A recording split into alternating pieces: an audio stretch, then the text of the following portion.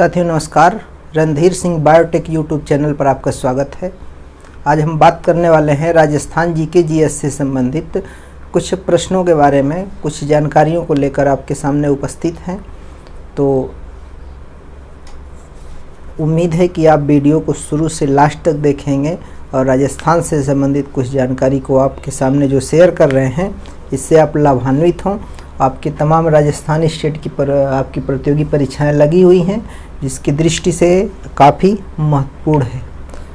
और Rajasthan PTI first second third grade की आप अगर तैयारी कर रहे हैं तो उसके लिए भी ये काफ़ी लाभप्रद होगा। तो आइए देखते हैं कि राजस्थान जो राज्य है, तो राजस्थान राज्य का कुछ प्रतीक के बारे में देखते हैं कि कौन कौन से वहाँ प्रतीक हैं, कौन कौन से ऐसे सिंबल हैं जो राजस्थान के स्पेशल हैं। तो उनको देखा जाए तो राजस्थान राज्य का अगर देखा जाए राज्य पशु, कौन सा राज्य पशु देखा जाए तो एक चिंकारा है और ऊंट है। चिंकारा और ऊंट जो होता है ये आपके दो हैं, ये आपके राज्य पशु घोषित किए गए हैं, राजस्थान सरकार ने किया है। तो जो चिंकारा है ये वन्य जीव श्रेणी का है। किस श्रेणी का है? वन्य जीव श्रेणी का है। 1981 में इसको घोषित किया गया था राज्य पशु। और देखा जाए इसी को ही भारतीय गजेला के भी कहा जाता है। इसी को ही भारतीय गजेला के नाम से भी जाना जाता है। भारतीय गजेला के नाम से भी जाना जाता है। ठीक है।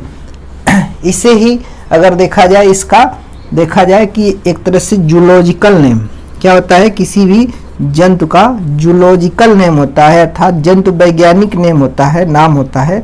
तो जंतु वैज्ञानिक नाम देखा जाए, जूलॉजिकल नेम देखा जाए तो इसको बोला जाता है गजेला बेनेट्टी। गजेला बेनेट्टी, ये हिंदी हो गया, इंग्लिश हो गया। जब भी किसी भी जंतु का जंतु वैज्ञानिक नाम लिखा जाता है तो ऐसे मतलब इटालियन लेटर में लिखा जाता है और नीचे ए अंडरलाइन कर दी जाती है। तो गजेला बेनेट्टी है। गजेला बेनेट्टी इसका जंतु वैज्ञानिक नाम है, जूलॉजिकल नाम है। और इसी को ही राजस्थान में छोटा हिरन के नाम से भी जाना जाता है। तो ये आपका 1981 में घोषित किया गया था, राज्य पशु घोषित किया था। लेकिन एक और पशु जिसे ऊंट आप आम भाषा में कहते हैं, इंग्लिश में कैमल मिलेगा। मतलब कैमल को आप ऊंट, एक तरह से ऊंट को भी सन देखा जाए 2004 में इसे राज्य पशु का दर्जा दिया गया। लेकिन इसे घरेलू पशु की श्रेणी का राज्य पशु घोषित किया गया। और ये जो चिंकारा था वन्य जीव, मतलब आपका वाइल्ड लाइफ का एनिमल, इसको घोषित किया गया था 1981 में।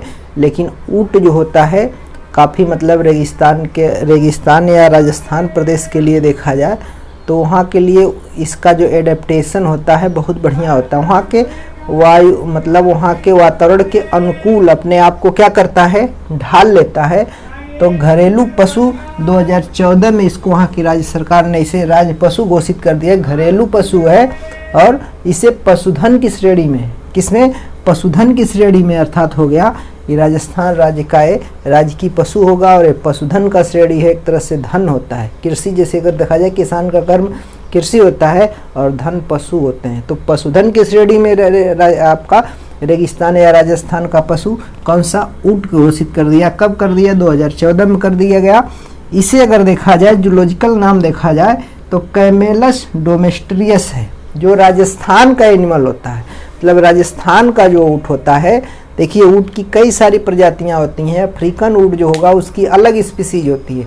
लेकिन रेगिस्तान और आपका वो भी कौन सा रेगिस्तान? राजस्थान के रेगिस्तान का जो है उसका जंतु वैज्ञानिक नाम कैमेलस डोमेस्ट्रियस है। ड्रोमेडायरियस है। क्या है? ड्रोमेडायरियस है। यहाँ भी देखिए अंडरलाइन किया गया है, अर्थात इटालियन हल्का तिरछा लिखा जाता है। तो इसको इटालियन लेटर में किसी भी जंतु का नाम, जंतु वैज्ञानिक नाम आप इटालियन लेटर में लिखते हैं तो ऐसे कुछ आपको विकल्प मिलेगा। और इसे ही राजस्थान का जो जलवायु है उसको मतलब उसमें उसके हिसाब से इसमें एडेप्टेशन होता है। उस जलवायु के लिए बहुत बढ़िया मतलब सर्वाइव कर जाता है। और बालू में मतलब जब चलना कठिन होता है उसमें भी ये खूब अच्छे से चल लेता है। इसलिए इसको रेगिस्तान का जहाज क्या कहा जाता है? ऊंट को रेगिस्तान का जहाज कहा जाता है। पशुधन की श्रेणी में रखा गया है। तो ये आपका पशु रहा। ये आपका पशु रहा। तो अब देखते हैं, कुछ पंछियों को देखते हैं, कुछ खेल को देखते हैं, यहाँ की भाषा को देखते हैं। बारी बारी से सबको देखा जाएगा क्या क्या यहाँ के प्रतीक हैं। जैसा कि आपने अभी देखा, राजस्थान का राजकीय पशु या राज्य पशु देखा चिंकारा और ऊंट। तो वन्य जीव श्रेणी का आपका है चिंकारा, और घरेलू पशु के रूप में देखा जाए तो ऊंट था। 1981 में उनको घोषित किया गया था। ऐसे ही देखा जाए राजस्थान का राज पंछी क्या है, राजस्थान का राज पंछी है गुड़ावड़। क्या है? गुड़ावड़ है। इसको भी 1981 में मतलब घोषित किया गया था, इसको राजपंछी का दर्जा दिया गया था। इसका जूलॉजिकल नाम देखें, जंतु वैज्ञानिक नाम जो देखा जाए तो आर्डियोटिस नाइग्रिसेप्स है। आर्डियोटिस नाइग्रिसेप्स इसका नाम है। और जंतु वैज्ञानिक नाम को हमने बताया कि इसे अंडरलाइन किया जाता है, इटालियन लेटर में लिखा जाता है। और ये आपका जीनस होता है। क्या होता है? जीनस होता है। ये स्पीसीज होती है। तो जो कोई भी जूलॉजिकल नाम या आपका जीव का जंतु वैज्ञानिक नाम लिखा जाता है तो वो स्पीसीज और जीनस, मतलब ये जीनस प्लस स्पीसीज दोनों को मिलाकर बनाया जाता है। तो ये जो पहला अक्षर होता है एक कैपिटल लेटर लिखा जाता है, और ये जो होता है छोटे में स्मॉल लेटर में लिखा जाता है, अर्थात आर्डियोटाइटिस नाइग्रिसेप्स। क्या है? नाइग्रिसेप्स इसका जंतु वैज्ञानिक नाम है, जूलॉजिकल नेम है। इसे ही ग्रेट इंडियन बस्टर्ड भी कहा जाता है। क्या कहा जाता है? ग्रेट इंडियन बस्टर्ड कहा जाता है। कुछ यहाँ पे उद्यान है, राजस्थान में कुछ उद्यान हैं। उन उद्यानों में जैसे जैसलमेर में है, अजमेर में और बारां जिला है। ये 3 जिले हैं, जैसलमेर, अजमेर और बारां जिला में कुछ ऐसे उद्यान हैं जहाँ पे पंछी संरक्षित किए गए हैं या अधिक मात्रा में पाए जाते हैं। तो देखा जाए कि ये कहाँ पर ज़्यादा है, इनकी संख्या कहाँ पे है या किस उद्यान में पाए जाते हैं, तो जैसलमेर, अजमेर और बारां जिला के जो आपके अभयारण्य के जंतु एक तरह से उद्यान बनाए गए हैं और उसमें पाए जाते हैं। इसी को ही ग्रेट इंडियन बस्टर्ड जो है, अगर देखा जाए गोड़ावड़ जो है, इसको ही कुछ लोग सोन चिड़ैया के नाम से जानते हैं। इसे ही पाल मोरडी भी कहा जाता है, पाल मोरडी के नाम से भी जाना जाता है। इसे ही कुछ लोग महासारंग बोलते हैं, इसी को घोरार बोलते हैं और इसी को हुकना बोलते हैं। क्या बोलते हैं? हुकना बोलते हैं। अलग अलग क्षेत्रों में, क्योंकि अगर देखा जाए मतलब अलग अलग क्षेत्रों की भाषाएं लोकल होती हैं, लोकल नाम होते हैं। तो जो लोकल नेम इसके हैं, स्थानीय नाम लोगों ने दे दिया है, अलग अलग नाम से पुकारते हैं। कुछ लोग सोन चिड़ैया बोलते हैं, सोन चिड़िया। तो सोन चिड़िया, पाल मोरडी, महासारंग, घोरार। क्या है? घोरार है और हुकना है। मतलब अलग अलग क्षेत्रों में इसको अलग अलग नाम से लोग बुलाते हैं। ये राजस्थान का राज्य पंछी है। और एक ऐसा पंछी है, ऐसा बर्ड है जो हैवी है, मतलब काफ़ी भारी है। पंछी जो आपके राजस्थान में पाए जा रहे हैं सबसे हैवी पंछी है, मतलब भार में ये अधिक पाया जाने वाला है। तो हैवी पंछी है, गोड़ावड़ है। इसको राज्य पंछी का दर्जा दिया गया है। उम्मीद है कि आपको ये लेक्चर अच्छा लग रहा होगा, वीडियो अच्छी लग रही होगी। वीडियो अच्छी लगे तो लाइक ज़रूर कर दें और आप बने रहें, आगे देखते रहें। अब देखते हैं राज्य वृक्ष। राजस्थान का राज्य वृक्ष क्या है, राजकीय वृक्ष क्या है, राजस्थान गवर्नमेंट ने या राजस्थान स्टेट में किसको बनाया गया है। तो एक वृक्ष पाया जाता है रेगिस्तान का, अगर देखा जाए या राजस्थान का देखा जाए तो राजस्थान की जलवायु में काफ़ी अनुकूल होता है। इसको कहा जाता है खेजड़ी। क्या बोला जाता है? खेजड़ी बोला जाता है। इसी को ही समी के नाम से जाना जाता है। ये 31 अक्टूबर 1983 को ये घोषित किया गया कि ये राज्य वृक्ष के रूप में इसको दर्जा एक तरह से दे दिया गया। और इसका जूलॉजिकल नाम, एक तरह जूलॉजिकल नहीं, बॉटनिकल नेम, मतलब वानस्पतिक नाम। क्या होता है? वानस्पतिक नाम जो होता है एक तरह से बॉटनिकल नेम। क्या होता है? बॉटनिकल नेम जो होता है ये आपका होता है प्रोसोपिस सिनेरेरिया।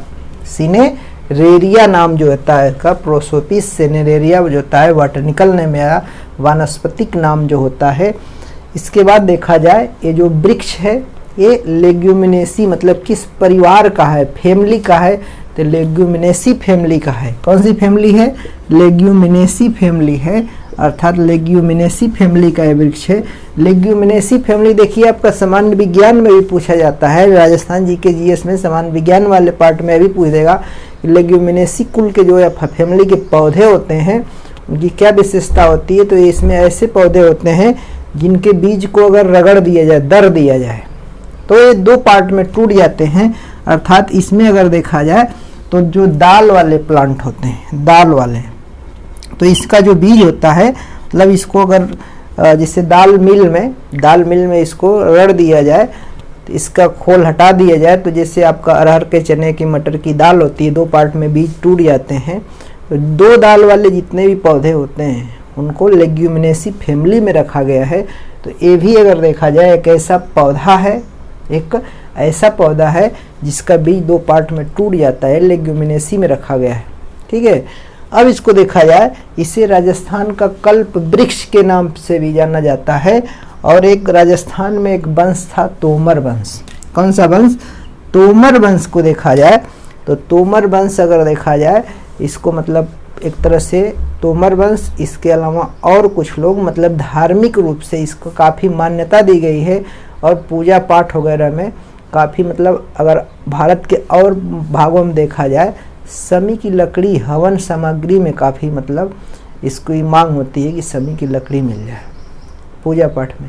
इसके अलावा तोमर वंश के लोग इसकी पूजा विशेष रूप से तो करते ही हैं। और देखा जाए जो समी का या खेजड़ी का वृक्ष है, ये दशहरा, दो मेन पर्व आपके हैं, दशहरा है और जन्माष्टमी है। कौन सा है? जन्माष्टमी है, श्री कृष्ण जन्माष्टमी है। इन दो विशेष त्योहारों पे इसकी पूजा होती है। और इस कौन से वंश में मतलब कौन से वंश के लोगों ने विशेष इसको किया था, तो तोमर वंश के लोगों ने वो किया था।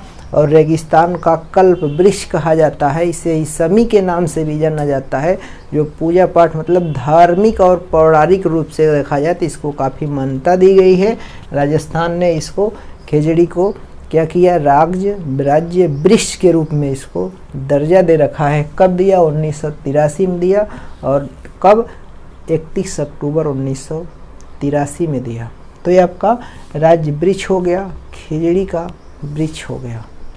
ये देखते हैं राजस्थान का एक पुष्प, अर्थात एक ऐसा पुष्प है जिसको राज्य, एक तरह से राज्य पुष्प का दर्जा दिया गया है, राजकीय पुष्प का दर्जा दिया गया है, जिसे रोहिड़ा के नाम से जानते हैं।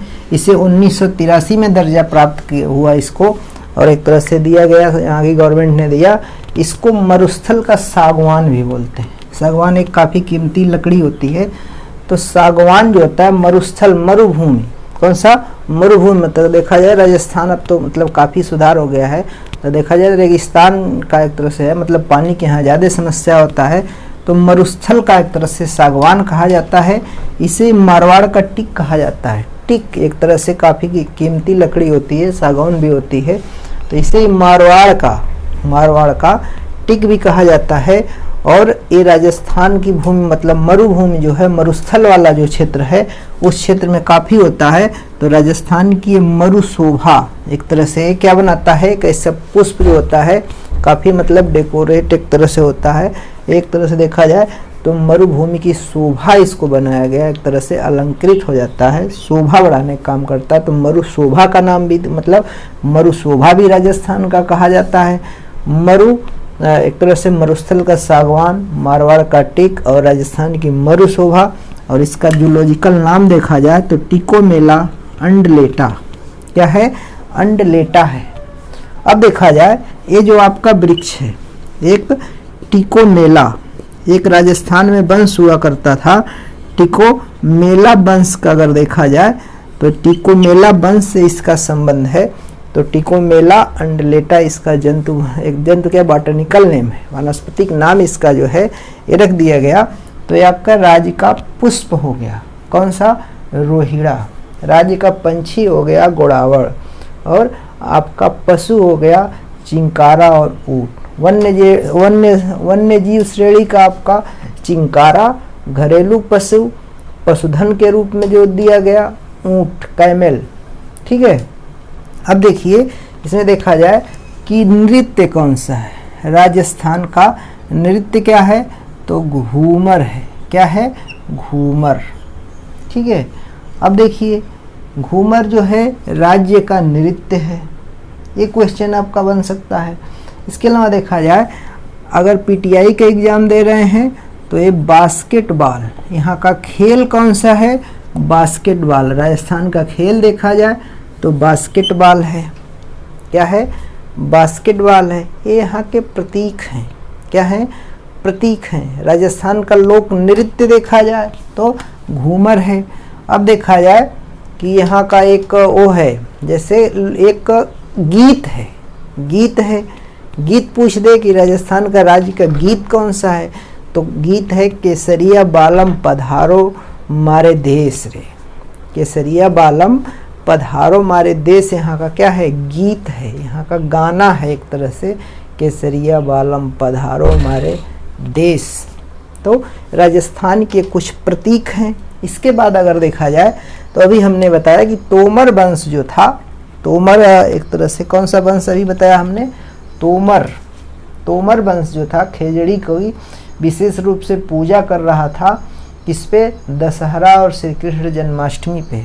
ऐसे ही एक आध दो और पेड़ होते हैं, जैसे आपका देखा जाए